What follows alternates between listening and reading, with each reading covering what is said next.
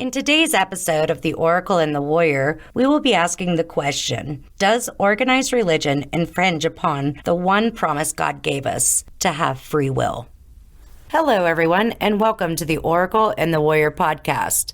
My name is Tina, and I am one of God's oracles. And my name is Laura. I am one of God's warriors. Sound crazy? Welcome to our world. So, Tina, tell me, what are we talking about today? We are going to ask the question, does organized religion infringe upon our free will, the one gift that God gave us? It sounds like it might be a little bit of a controversial topic. Well, we're a couple of controversial girls. Broads, we're broads. I believe it is our job to speak our truth with no fear of judgment and allow people to accept it or not. For sure. They got smart people out here. They can all investigate into what we talk about. There you go. Right? And whether or not you agree with us doesn't negate your intelligence. It just means that we're exactly as we're supposed to be individuals. Right. Exactly. So as we always say, it doesn't matter if you believe in God, universe, higher power, Mother Earth. It's all the same thing. We just call it by different names. For myself and Laura, we refer to that energy as God because that's just our belief system. So throughout this episode, that's what we will be referring to that energy as. Correct. So Laura, let's start with, Tell me. what is the actual definition of free will? Free will. It is the power of acting without the constraint of necessity or fate. The ability to act at one's own discretion. The ability to act at one's own discretion.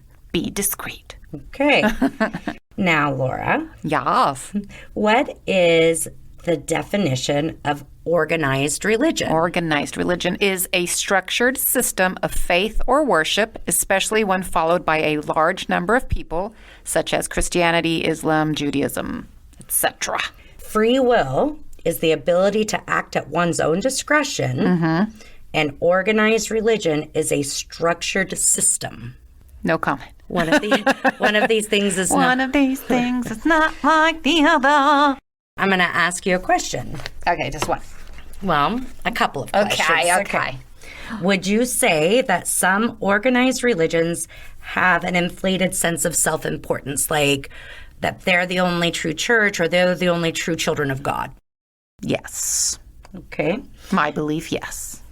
Do you feel that some church leaders demand admiration or have like a sense of entitlement, like, I'm the mouthpiece of God, or, that they feel entitled? Yes, especially after watching the movie about Tammy Faye Baker last night. Yes. Oh, y'all tell me about that. Whew. Yeah. Would you... Good movie, but yes. Have you ever noticed that some of these leaders, and maybe even some of the churchgoers, have an inability to handle criticism, and they will disregard other people's feelings if they're not of the same faith? Yes. So, Laura. Yeah. I'm scared. I'm scared. Where's it going? No fear. Peace, love, and joy. Absence of fear. I know.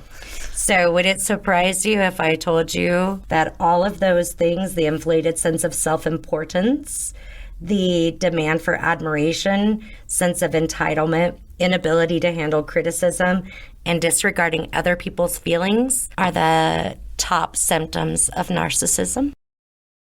Whoopsie. What have we uncovered here? Yowza.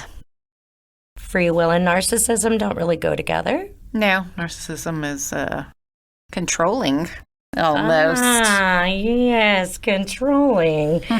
I am in no way saying that every church and every church leader and every church goer is a narcissist. That is not what I am saying. Far from it. Correct. Far from it.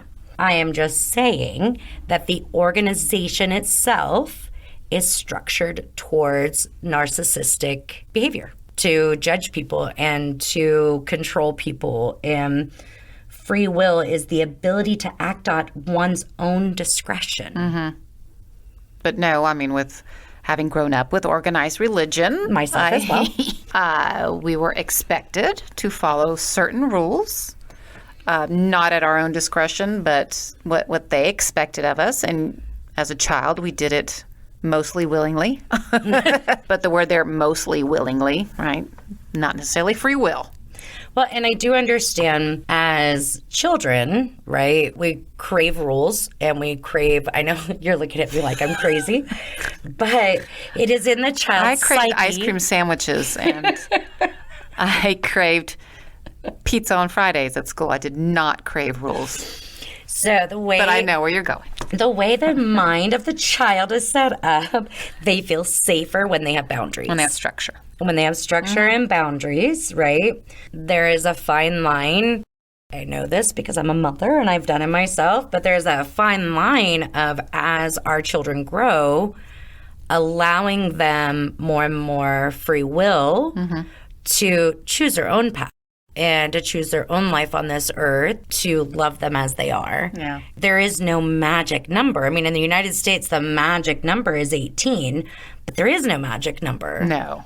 There is absolutely no magic number. And, you know, I was talking to, you know, everyone who listens to this podcast knows that my daughters are very outspoken. My youngest daughter was telling me the other day, she said, you know, if I take my child to the mall and they don't want to sit on Santa's lap, I'm not going to make them sit on Santa's lap. You don't want to make them cry? Just I'm sure she'll have other torture methods. But, you know, she said people are so focused on getting that perfect picture with Santa or the Easter Bunny or whatever that they don't focus on the child doesn't want to. The child is scared of something there. You're causing, little do you know, you're causing a little bit of a trauma in there, but this episode's not about that necessarily. No. Yeah. The point of what she was saying is, I understand the importance of these are the rules and you must follow those or there will be consequences. She said, but I don't want to traumatize my child. If she doesn't want to take a picture, she or he doesn't want to take a picture with Santa or the Easter Bunny or, you know, something like that, I'm not going to make them because I'm taking their free will. Yeah, my kids were terrified of Chucky. Really? Chuck E. Cheese. Not Chucky the doll, Chuck E. Cheese. No, both of them were like, yeah, Chucky. So, and don't get me wrong, every time I talk about being raised in the organized religion as a kid, from kindergarten through 6th grade, I loved my school. And I loved singing in church. And I loved being part of that ritual. I didn't love everything. I didn't like having to follow certain rules. And I remember questioning, but I never, looking back now, I remember the fear they instilled in us. And it was a lot of fear. But at that point as a child, Well, it was normal. it was normal, correct. Forgive her, Father, for she has sinned. It's been a million years since my last confession. But it did as an adult, you know, now that I look back, it instilled some trauma in me and some views that I had on God or on the Bible. But at that moment, I didn't recognize it. Well, no, because it was normal. A child who is, by no means am I saying that you were abused, because I have met your mother, and Lele, I know you said we always talk about you in every episode, so I didn't want to leave you out. We had to put it back. I didn't want We to leave didn't you talk out. about her in the last one. Dang it. Well, we'll go put a blurb back in. Okay. While I have no doubt that she was absolutely stern in, you know, raising you to be a respectable young woman, she's not an abusive human. It's just not within her. So in no way am I saying that you were abused when I say this, but I do believe that I can see where people having the intent of doing the right thing, I don't believe that people say you're going to go to hell for having a tattoo or for, I don't believe that they're just trying to be unkind.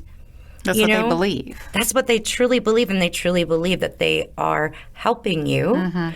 But what they don't understand is that they are condemning themselves by judging. By being judgmental. Yes. By judging, because I guarantee you that judgment that you are pushing off on me is going to be way worse when it comes time to answer to anything than whether or not I have a tattoo. Yeah. But I do remember as a child, of course, I don't recall if we ever talked about free will or not, but I do not recall being offered the opportunity to have free will.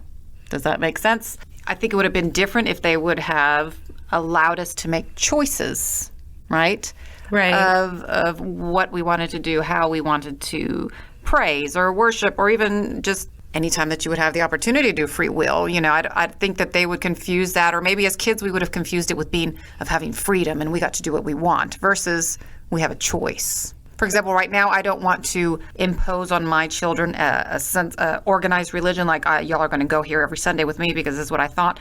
I think that they, not as a little child, but at their age now, they are old enough to decide like, yeah, that is something I would like to pursue. I feel it is beautiful, or no, let me figure it out by myself. Right. Like I was saying before is, there's no age. It's not like when that child is born, you can say at this age, they're ready to make those decisions because each child is different. It's just part of finding that space with them of starting with an open communication. And this is what I believe, but you have the right to believe whatever you choose. This is why I believe what I believe. But you have the free will to believe as you choose. And I think instilling that in them at a very young age helps them to be more comfortable with looking and finding what touches their heart. And it also makes it more likely to come to you if they come across someone at school that says, hey, let's go sacrifice some baby kittens down at the lake. We'll call that worship. I feel like that would make them more open to like come and talk to you about it instead of just being, drawn into to that, which could become a very dangerous situation very quickly. That's just kind of my view. I remember as a child, in the Catholic Church, they would baptize babies, right? Because they said they were born with original sin. Now, my interpretation of that, I don't remember if I was told it or I heard it somewhere, but that the original sin was the baby causing pain to the mother, right, in the birth canal coming out. Now, I know that is not the definition of what original sin is. Right. It says original sin is the tendency to sin innate in all human beings, held to be inherited from Adam in consequence of the fall. The concept of original sin was developed in the writings of St. Augustine. Yeah, so that's not even a biblical thing per se, but a church, right? Right. So I wasn't baptized till I was 4. I don't remember what the reasoning was with my mom. I think they weren't a member of the Catholic Church till I was 4. So at that age, I was able to get baptized through the Catholic Church. I think that they had to wait because every time they started to dip you in the water, it would start to boil. They couldn't even get me in the church. And then I remember seeing pictures of my baptism, and I was already a grown or an older child, and seeing little babies being baptized. And I always thought, oh my God, what if I had died between being a baby and being 4? I wouldn't have gone to heaven. Now, I'm sorry, but that's effed up. That is seriously effed up. We don't know what kids are interpreting in church. Yeah. And I'm going to say in organized religion church. Because if you go to the Bible, right, Jesus is saying, in Matthew 19:14, he says, let the children alone, leave the children alone. Do not hinder them from coming to me, for the kingdom of heaven belongs to such as these. But then we're saying, hold on, if they're not baptized, they're not that good. Right. They're born with all this sin, and so is he saying they let them come? Because they're always saying be like children to come to me, right? Be innocent and loving, and but then they're saying hold on, believe in me like a child. Yeah, but hold on, but no, not if you're not baptized. That's that one's a little bit rough. Yeah. So and that my children grew up in a what we called non-denominational. It's still sort of organized, but it's non-denominational. And they have very good memories of it, right? They did Bible studies and fun things. But now they're not that fond of going to church anymore. They're spiritual, and I'm spiritual, and we talk about it, and we pray. But they don't want to be part of any organized thing that's telling them they have to feel this way, and if you don't feel this way or do this, that you're a bad, or you shouldn't belong to this church, or you're not going to heaven, or whatever you want to call it. Right. So you told me a story about a TikTok that you just recently watched. Without mentioning the actual religion, would you recount what this man said? Yeah, it was basically he was wanting to leave this organized church. And they had told him that if he did do that, then he wasn't worthy of being a father and a husband because he's just wasn't a good human being for not following those church's rules. And that's when he discovered, hold on, y'all are telling me I'm a bad human being for not being in your church, and you're judging me, and you're casting me, the stone and all of that. And So believing in God and finding and being a good human wasn't enough. no, he had to follow their rule. If he wasn't a member of their church, Correct. then he was not worthy of being a father or a husband. To those children, and removing them from that church. Even if he was, I guess what I don't understand is if he's an excellent father and he belongs to this church and he's an excellent father and an excellent husband, how does the desire to no longer go to that church change his ability? If he still has that God, that higher power, that he is being a good human, how does that change? How does that church's rules change him being a good human? Exactly. He woke up to that and said, no, this is not something I want to be a part of. Y'all are calling me a bad human for just not wanting to come here every week and go somewhere else. Yeah, Basically condemning him. And again, as we've said before, I am not judging anybody that chooses to follow an organized religion or be part of a specific church. This is about my personal experiences. I was raised Catholic, as I've mentioned before, and I'm angry. I'm angry that we are taught to fear God and to revere this priest that's standing up on a pulpit, and a man that tells us, listen to me, do as I do, when a lot of the things they do are not good. They're not in alignment with God. They are definitely not in alignment with God. And because you trust this man that's standing on the pulpit, you'll do pretty much anything they ask of you. We can cover more of that topic at another time. But I wanted to bring up an article that's actually in CNN. Tina and I, we both read that actually this morning. And the title of it says, "A pastor baptized people for decades using one wrong word. Now those are all considered invalid." So it does say pastor in this title, but it's referring to a Catholic priest. It states it in the article. So to make a long story short, and again, you can go to CNN news outlet and look this up, but it states that a Catholic priest has resigned after a church investigation found he performed invalid baptisms through most of his more than 20-year career, according to Bishop Thomas Olmsted of the Diocese of Phoenix. And Laura, can you explain to our listeners what it is that he did wrong? The church says he did wrong. So can you explain, because from the article and also a news report that you and I watched together, my understanding is the repercussions of this are things like marriages are now going to be invalid. The seven sacraments. The seven sacraments are invalid. People who did their seven sacraments, got married in the church, and had children in the church, those children are now considered born out of wedlock. Bunch of psychological drama there. Emotional damage. So, this is big stuff. Like, this is it's huge. Well, this is thousands and thousands of people are affected. Yeah. So, I mean, you're upending people's complete belief system and their lives. And can you tell us, because this must be something egregious. I mean, was he sacrificing children or animals? You'd think with the stance of the church. Was he molesting children? No. Can you tell us what he did? So when you get baptized as an infant, right, that is your first sacrament. And again, it goes back to me getting baptized at the age of 4 and panicking, right? That was me at that age.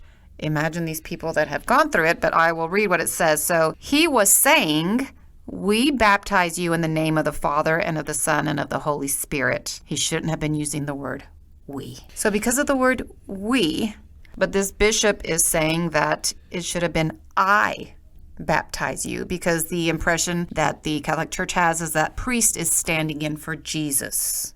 He's a stand-in, right? But so couldn't we be used as Christ, like me and my brother Christ? Well, yeah, and they consider, the Father, Son, and Holy Spirit. It could be them as we, but no. So the article states the error also means that because baptism is the first of the sacraments, some people will need to repeat other sacraments. So imagine that parent that had their child baptized and is considered, you need the baptism to get to heaven, to God. Imagine that poor parent, the stress they're going to. As far as they believe that, correct? And that's what they're taught. A lot of people might not believe it, but if that's what they're taught, imagine the stress they're going through because they had a child or a parent or somebody that was baptized with the word we, and they don't get to go to heaven. I'm going to just share a little something here. Mm-hmm. I do understand that parent because my middle daughter, Faith, passed away. She lived for about 25 minutes and then she passed away. I'm going to be completely open and honest with you, with all of you. I considered suicide because I just wanted to be with her. I just wanted to be with her. In my mind, I thought, I've lived a decent life. If I die, I should be able to be with her. But those parents who believe now that their child, their beautiful baby, is not going to be in heaven, how many of them are going to commit a mortal sin in that religion, like suicide, so that they can be with their child? Because when we read this morning, that was my first thought, was I was willing to die to be with her. Yeah. And speaking of suicide, the thoughts, my daughter's father committed suicide. We were already separated at the time, but he committed suicide. And at that time, we were going to a non-denominational church. And we asked the pastor to come over and just, console the kids. They, at that time, did not know that it was a suicide, but just console them. And he took Lance and I, my husband, up to the side. And this pastor proceeds to tell us that he literally says, he's not in heaven, right? Wow. So if you had committed suicide because of what you were going through emotionally and you wanted to be with your child, you would not have gone to heaven, according to them. You're right. The trauma that it places on somebody, And at that time, I didn't believe what he said. I was like, I already had different views. I didn't think God was going to punish him. He was in so much pain. But what if you did? That. I know. What if you did? And what if you put that upon your daughter? Put it up. If I had told my daughter, your dad isn't in heaven, she would have spent the rest of her life trying to not get into heaven so that she could be with her father. Exactly. The thing is that the words when we put a man up on high, or woman, but when we put them in this space of being standing in for God or standing in for Christ, we forget that they're human and flawed. We forget that how vital it is to look at the information and to use our own self-judgment and our own free will, and we forget to ask God. Ask him. He's not going to lie to you. Yeah. Because humans make mistakes all the time. And just the way they've interpreted what the Bible says doesn't mean they're right. That's their interpretation. There are so many different words that aren't easily understood, as you know, and they take that interpretation, make it their own as a human, with good intentions, I assume. But I believe it's always with good intent. But it does not mean it's the truth. So the lives that you are wrecking with that word or that teaching, it's a big responsibility. And unfortunately, it talks about in Deuteronomy, I can't remember it exactly, but in essence it says that that it is human nature when man is given power, that they will desire to hold that power, that dominion over man. And that's something you really have to fight against to stay humble. Laura and I, daily basis, I tell people all the time, don't thank me, thank God. I'm just a pretty face and a voice. Because if we don't stay humble and we start to see ourselves as something more. Yeah, we got the power. Yeah. Well, that's starting up some narcissism there, isn't it? A little bit, yeah. I was listening to something on the way into work, a podcast. I know a podcaster listening to podcasts, crazy. But I was listening to a podcast, Generation Y, shout out. And they had a young lady on there who had gotten involved with, when she was young, she fell in love with this guy, and he was exotic and he was different and he was treated her really well and all of these things. And what she didn't know is that he was actually a drug dealer on the side. And he became a very high up drug dealer. went to prison, all of it. But by the time she realized what was really going on, when she realized like the true scope of what he was into, and he went to prison, they already had a son, and she was pregnant with their daughter. One of the things that she was talking about was how much it took her such a long time to get past the guilt and the shame and the embarrassment, as if she herself was a drug dealer, because it was her husband. The host of the show, he was talking about that his brother had struggled with drug abuse his whole life, but he actually died from, the doctors gave him a lethal combination of prescription medications. That's actually what he gave him a brain aneurysm, and he passed away. But the guilt and shame that he felt, because so many people were, drug overdose. And, he had all of this guilt and shame. That's my brother, that somehow his sins are I have to pay for, right? Wow. Kind of like you were talking about, that the baby has to pay for the sin of causing the mom pain during childbirth, Yeah.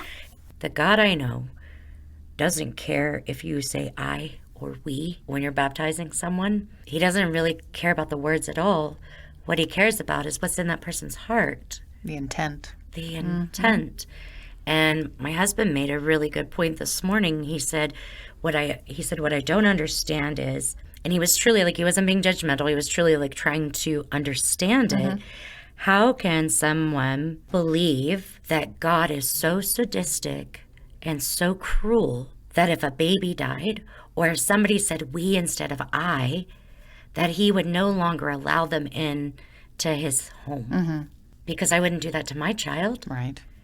And is he a lesser parent than we would be? We've agreed. And he said, and if you truly believe he is that sadistic and horrible, why do you worship him? Yeah. And I imagine like people that are in the Catholic Church, and I go back to that because of this priest was a member of the church, if they don't believe, what the article said, that they're fine, okay, but you're still following this church and what they say. And if you do agree that it's fine, go for it. Those are your beliefs, and you choose that if that's what makes you happy.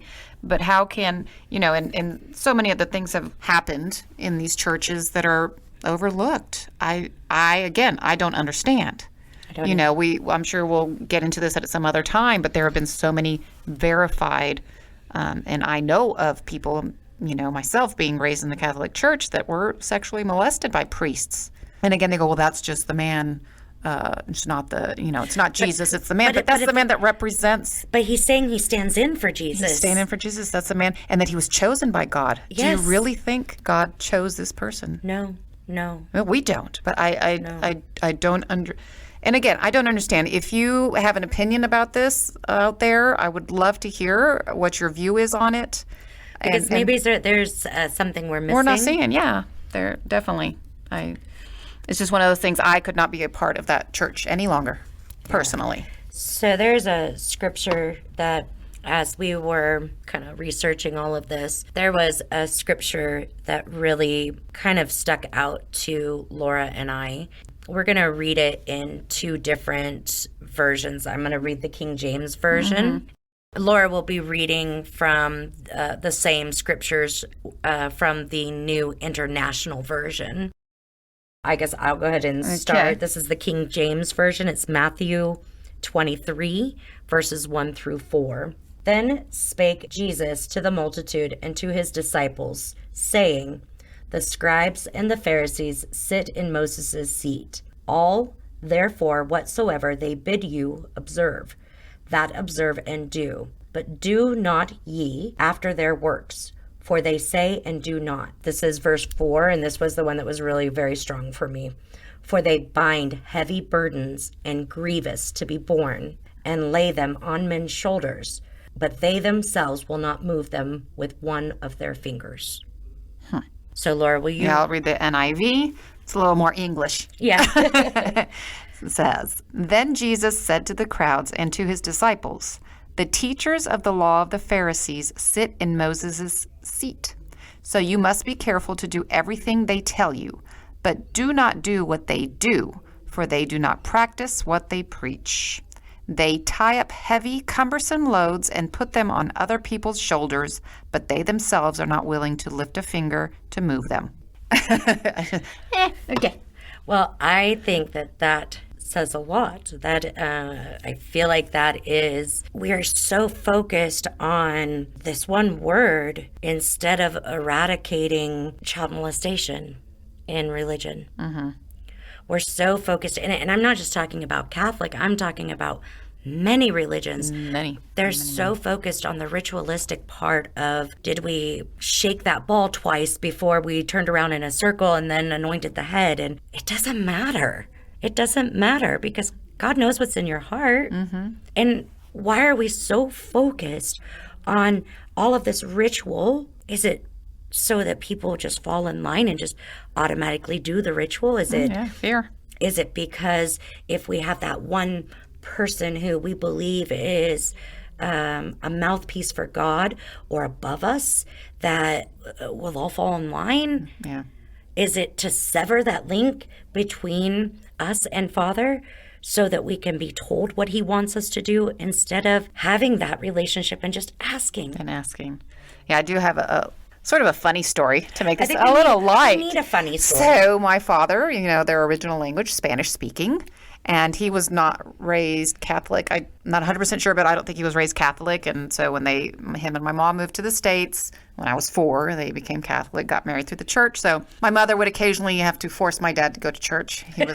He always said he actually always said he had a direct line of talking with God. But so he would appease my mom and come to church. And there is a part of the Catholic Church, it's all repetitive and just very monotonous and boring because it's just repetitive. And so there's one part where you stand and you greet your fellow Catholics at church and you say, peace be with you, as you shake in their hand.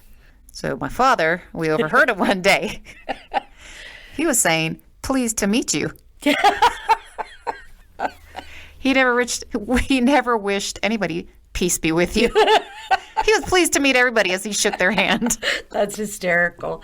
My grandfather, my mother's father, my grandmother was very Catholic. And when her and my grandfather, who was, I think he was Lutheran or something like that, when they got married, the agreement they made was that she would be allowed to raise the children Catholic. And he said that was fine, that he wasn't going to be Catholic, right? He got baptized so that they could get married in the church and everything. But he's like, yeah, I'm not actually following any of that.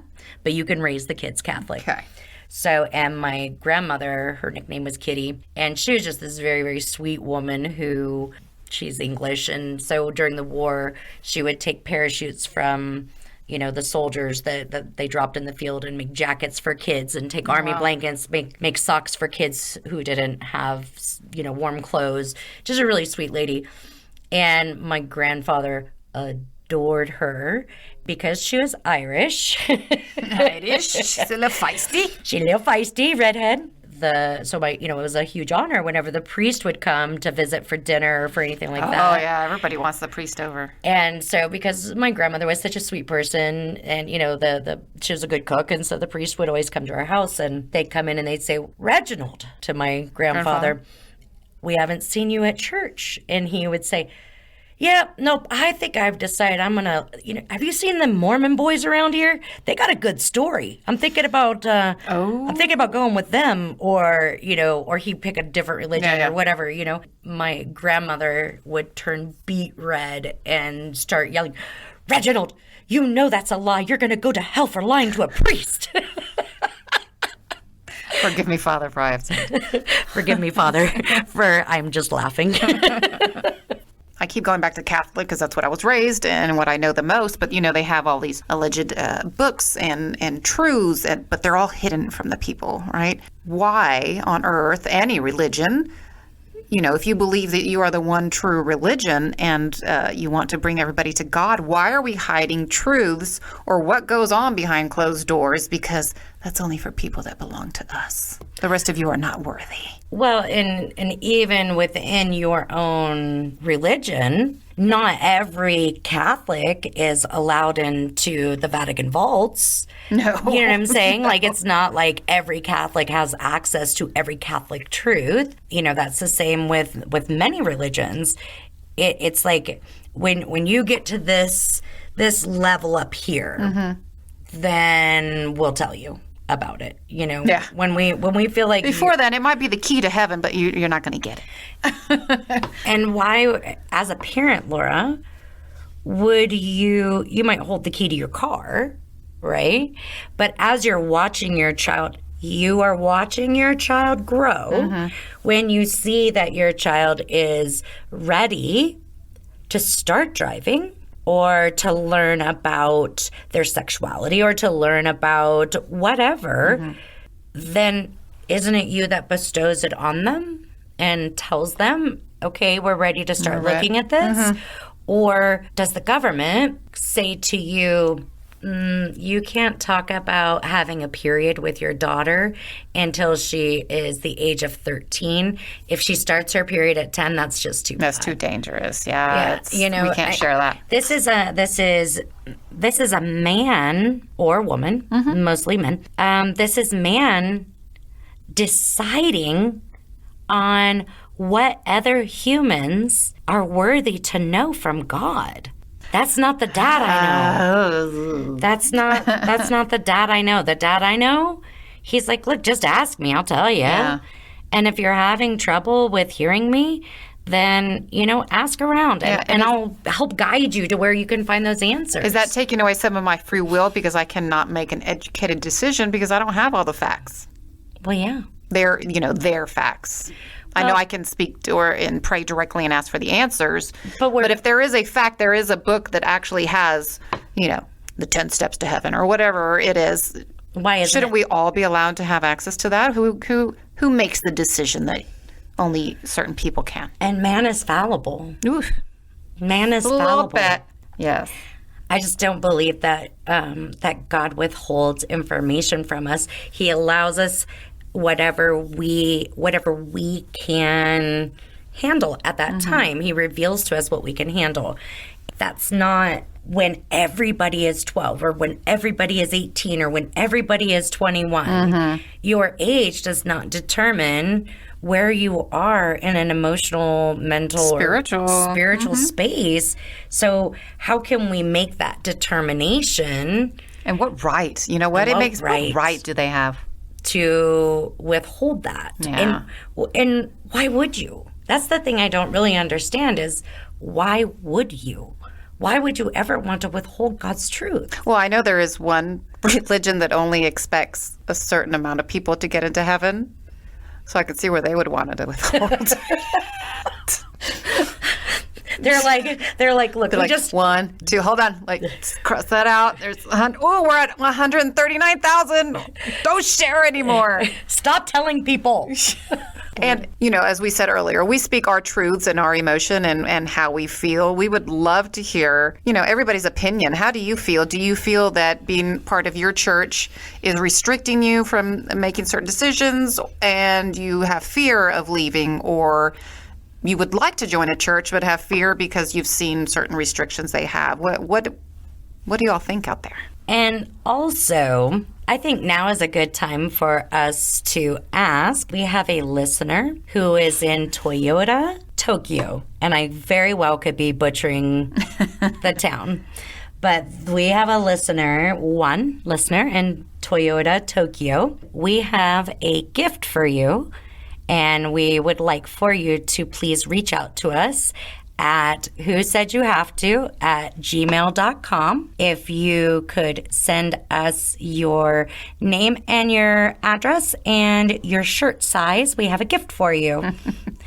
I wanted to just take a moment to tell everyone thank you so much we've had such an amazing response to the Oracle and the Warrior. We've had so many people take their time to listen to our podcast and to just listen to our views. We would really like to hear from all of you. We would really like to hear, even if your view is different than ours. For sure. We are always trying to grow and to learn and to see. We're not afraid to hear opposing views or opinions.